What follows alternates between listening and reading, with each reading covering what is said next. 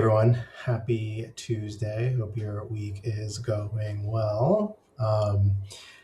Two things I want to talk about today were number one is this, I would say, interesting disagreement going on between Tim Pool and Alex Jones. Now, just off the top, I come more from the Tim Pool camp. In the way that Tim Pool is both viewing this and ultimately where I think Tim Pool is coming from in regard to his view on the kind of rapid change from people like Alex Jones. I mean, you can see this with Tucker Carlson. You can see this with Marjorie Taylor Greene. You can see this with Thomas Massey.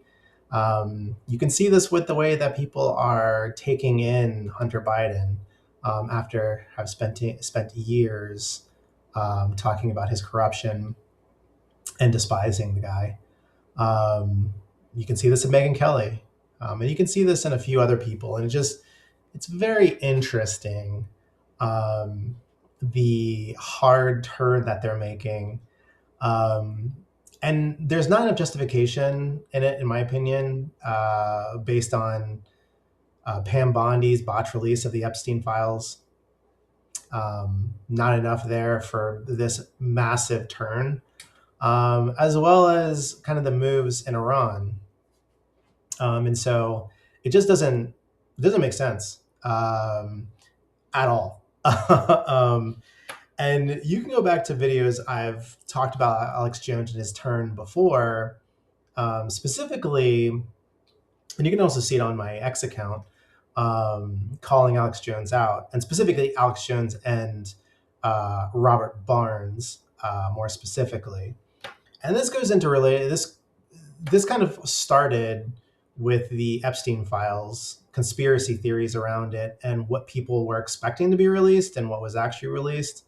I don't care about the Epstein files. I think that there was an entire segment of online talking heads that may have made the Epstein files to be bigger than they actually are. That's just my personal opinion. I don't see how the Epstein files affect any one of us. I also just generally don't care about the story. I think it's great if you're into conspiracy theories and you want to speculate on Ghislaine Maxwell's father, who was a spy at one point and then was murdered on his boat or fell overboard, however you want to look at it. I mean, you can look at all this stuff and that's fine. People have the right to make content about it.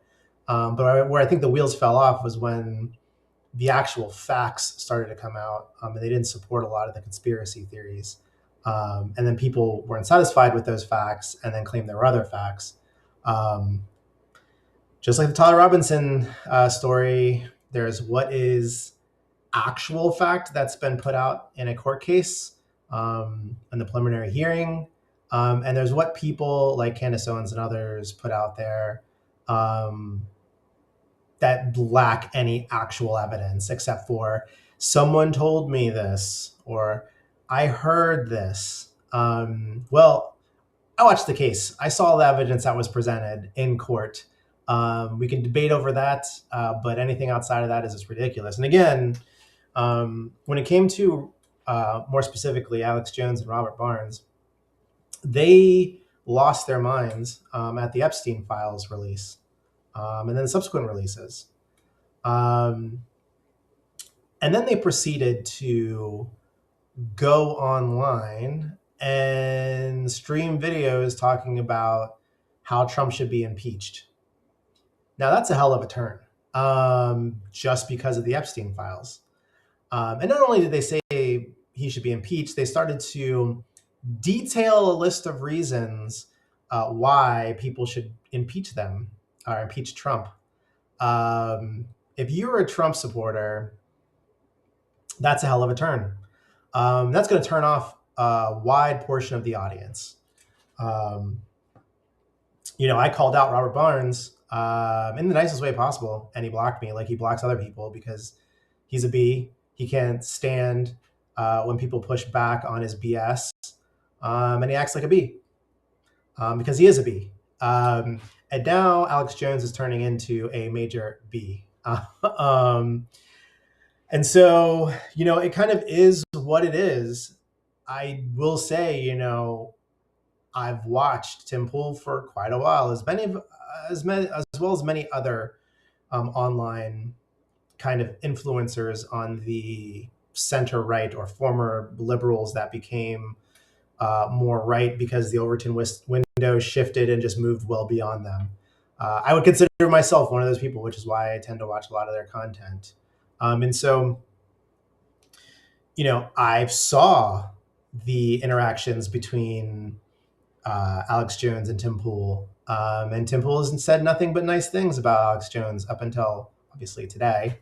I was hoping to get this video out before Tim Pool made his video, but now that his video is out, I guess it is what it is. But for Alex Jones to then go on and then trash Tim Pool and then assert that Tim Pool is being influenced by Israel says everything you need to know about where the current discourse is coming from people like Alex Jones. It seems, and again, the Epstein case is Israel adjacent. It seems that there is I would say, manufactured focus on Israel to the detriment of the content creators that are pushing this particular narrative. Now, they are creating a niche for themselves, and that's fine. But there are people like me that just don't give an F about Israel. Again, I fall more in the Tim Pool camp. Like, I don't like the stuff that's going on over there, but I'm not creating a whole bunch of content about it because I don't care about Israel. Like, I just don't. I also don't think that Israel controls everything. I think that's weird to think that. It's an easy kind of out from having to look deeper below the surface of why foreign policy decisions are made. But it's unfortunate that Alex Jones has taken this turn. But it's not completely unexpected given the hyper focus that people like Alex Jones have had on Israel. I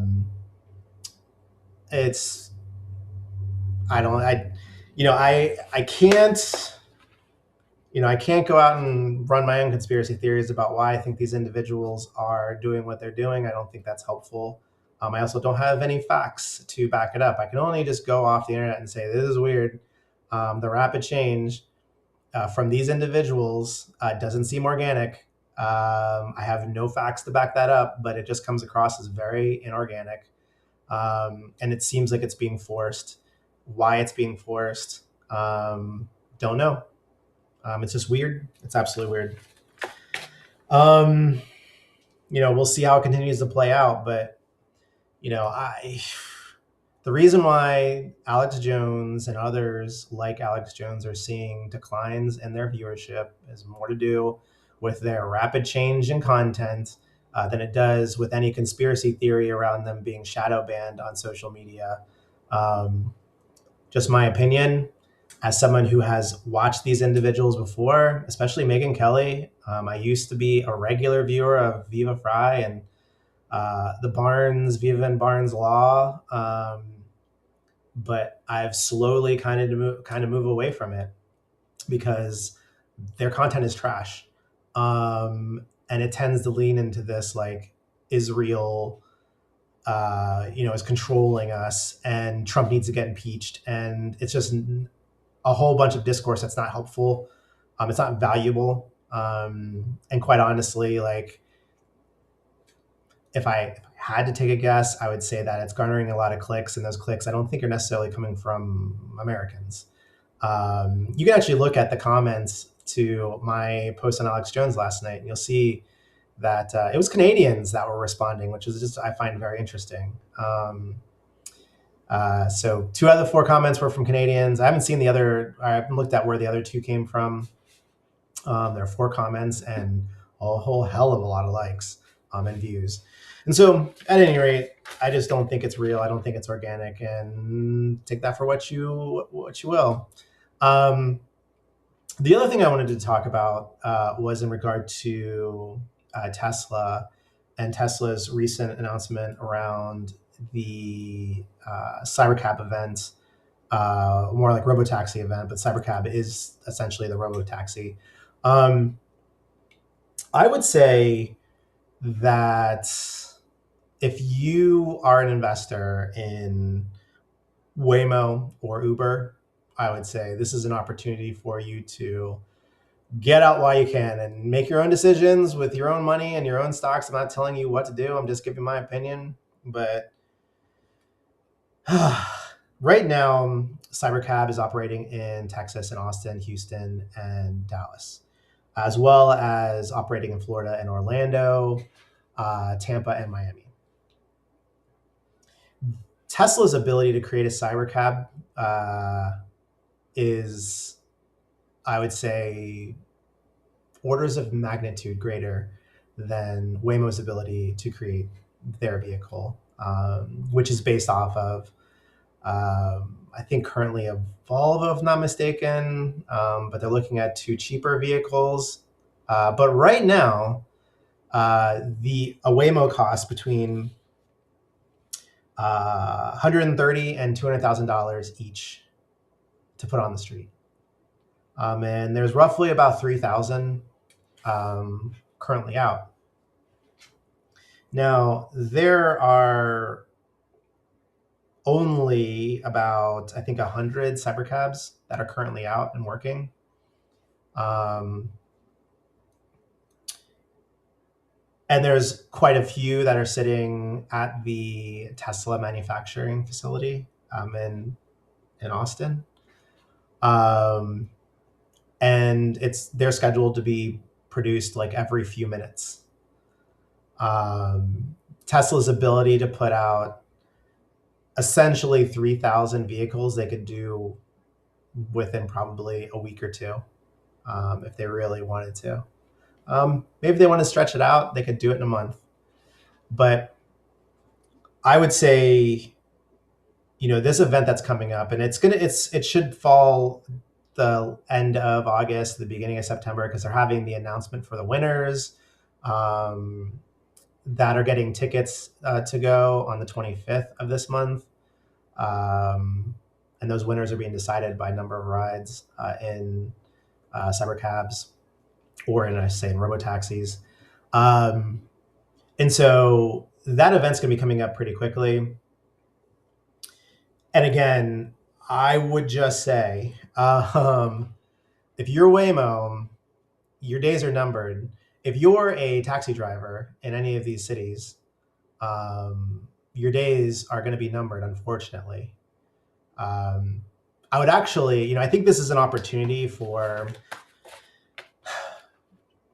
companies like Uber to change their business model from driving people around. And keep in mind, like, they'll still continue to dominate like markets like New York City, just because it's more difficult to manage a vehicle around there. Just as someone who drove in the city,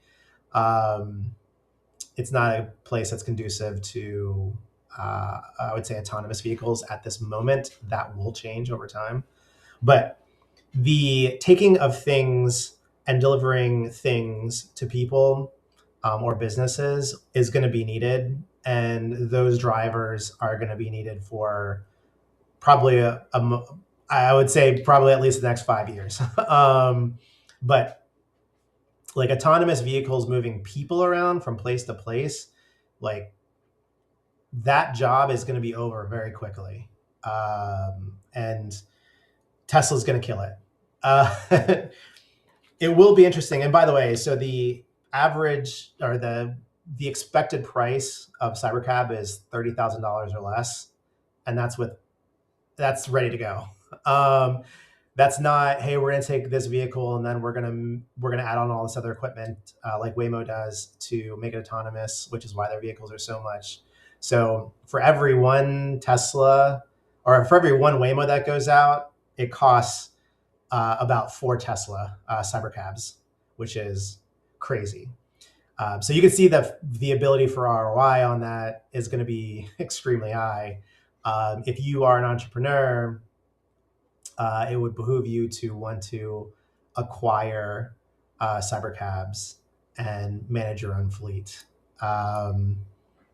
Very low maintenance. You've got tires. Really, that's it.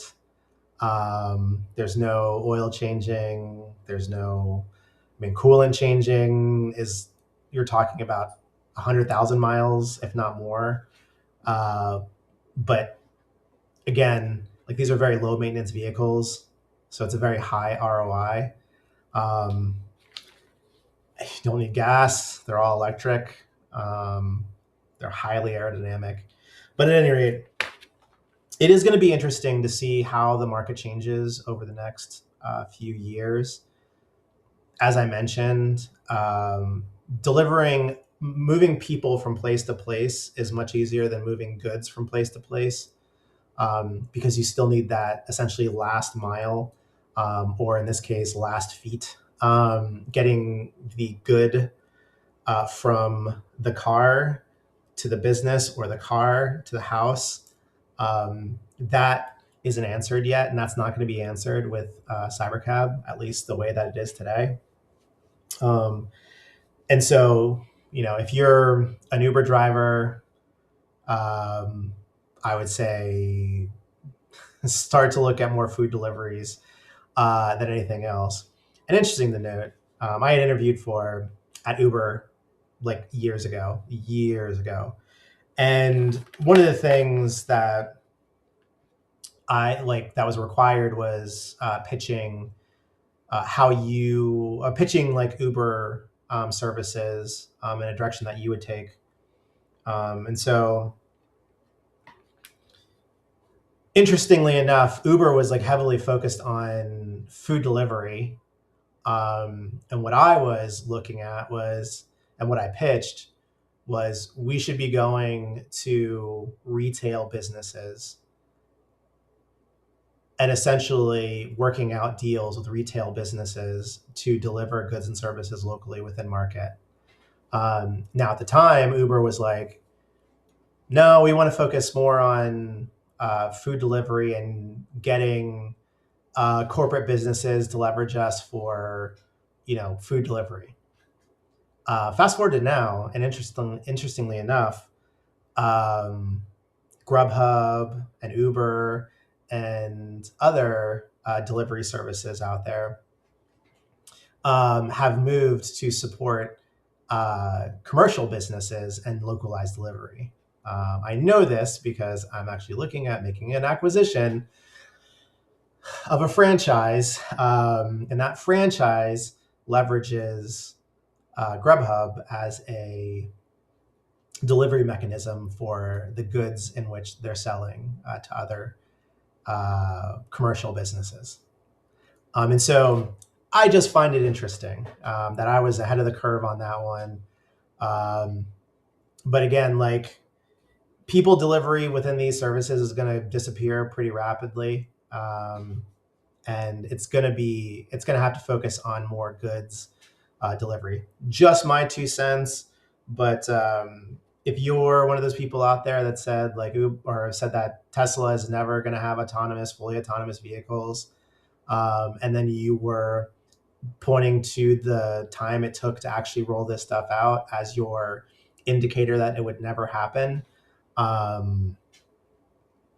that died as soon as they started pushing them into Austin, Dallas, and Houston. And if you own a Tesla and you pay for full self-driving, you know exactly where this sits today, and how you can leave your house and get to your destination with no interventions at this point. So while people can talk about Elon's delivery timeframes, Elon's ability to deliver in any business that he's in is unmatched. His timing is something that needs a lot of work. But if he says he's going to do something, he's going to do it. And I would highly recommend taking a look at SpaceX and some of the things that are scheduled there to be delivered, because it's an investment opportunity. And right now, the stock, in my opinion, is still very cheap. And again, Tesla is another one where I don't think people fully grasp or understand like how much cybercab is going to change the robotaxi kind of industry overnight, with the scale that Tesla has and in manufacturing. And people are also sleeping on robots. I would not sleep on autonomous robots at all. Once that manufacturing line is up, those robots are going to be significantly cheaper than hiring manual labor to do some of these dangerous and monotonous tasks that people generally don't want to do right now, anyways. But nonetheless, I think you'll be very surprised. And you're just going to see a lot of these corporations' profit margins skyrocket at the same time because of the significant reduction in labor, and all the costs associated with labor, like insurance and taxes and all this other stuff.